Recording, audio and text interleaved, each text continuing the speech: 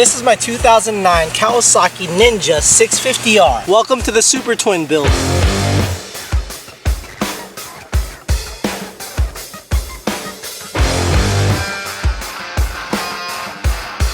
I picked up this Ninja for only $1,800 from my neighbor who lived across the street. I literally pulled it from here all the way into my garage back there, and it's pretty much sat there ever since. Now, a lot of you may be familiar with the 650R. It's a road-going sport bike that packs a good amount of torque and also super sporty for an upright motorcycle. But a lot of you may not know what a Supertwin motorcycle is. Supertwin is a class in racing where they take twin-cylinder motorcycles like this one and they turn them into track monsters. You may have heard of the saying, it's better to ride a slow bike fast. Well, welcome to the slow bike.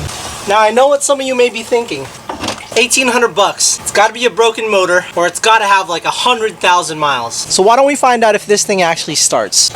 So the battery definitely is dead, so we gotta jump start it.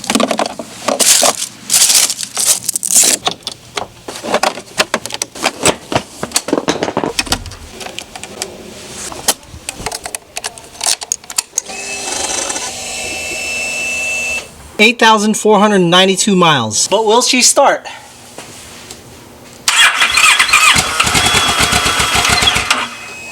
Okay.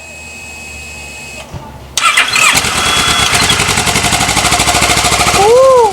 She actually starts up and rides just fine. Alright, so I'm going to take the bike around the block real quick just to show you guys that there's nothing inherently wrong with this motorcycle. Yes, it needs new tires. Yes, it's been dropped on its side a couple times. I shouldn't be out here anyway, but I just wanted to take it for a spin before I finally start taking it apart. When I bought this bike, my neighbor just happened to be moving and then he caught me outside and he was like, you know what? I don't think I'm gonna ride again. I haven't been the same since COVID and it was a really bad experience for me. Are you interested in buying this motorcycle so I don't have to take it with me on the move? And I was like, shit, how much do you want for it? And he was like, I don't know, I'm thinking like $2,400. And even at $2,400 to me, this bike is a great deal. But of course, me being me, I offered him 1,800 bucks cash and we made a deal and the bike was mine. I didn't know what I was gonna do with it. I was gonna flip it, but now that my channel's kind of reviving, I thought it would be cool to build a Supertwin because a Supertwin is something I've always wanted to build.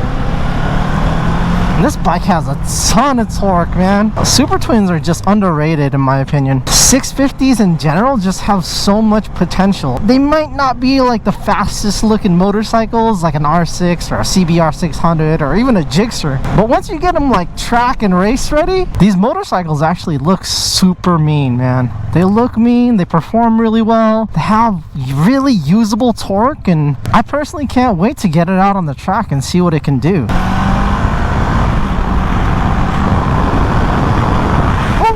Anyway, let's get back to the garage because it's getting cold out here, fam. Woo! Alright, so we got the 650 back in the garage. I cleared out some space so we can work on the bike during the winter. As you can see here, it's been down. A couple of bruises here on this fairing. The shift lever is kind of bent in right here. Clutch lever's broke on one side, but overall not in bad shape at all. Little ding here on the tank. I know I definitely don't want to get this fixed. Last time I paid to get a tank fixed, I could have just bought a used one off of eBay. So I may sand this down and spray paint it so it doesn't rust anymore. And if it's in the budget, we'll get a new tank. I have a list going on in my head already, but I really don't want to go above a certain budget. Like I said, I bought this bike for 1,800 bucks, and I already know it's going to cost me more than 1,800 bucks to get this track ready. I really just don't want to go overboard with the modifications on this bike. At first glance, definitely get some rear sets. Now, I don't know if I want to do a full Superbike fairing setup. I may just do a Superbike rear end. I don't really mind the front end look, but I did kind of want to lose the headlights. One of the issues I'm already thinking about is keeping this tachometer where it's at. I really want to do a front Superbike suspension setup. I know there's a couple of years of ZX-10R forks that'll bolt right up to this, but again, it's all going to depend on the budget. I really want to get rid of this shitty rear shock. Look at it. I mean, it's a piece of crap.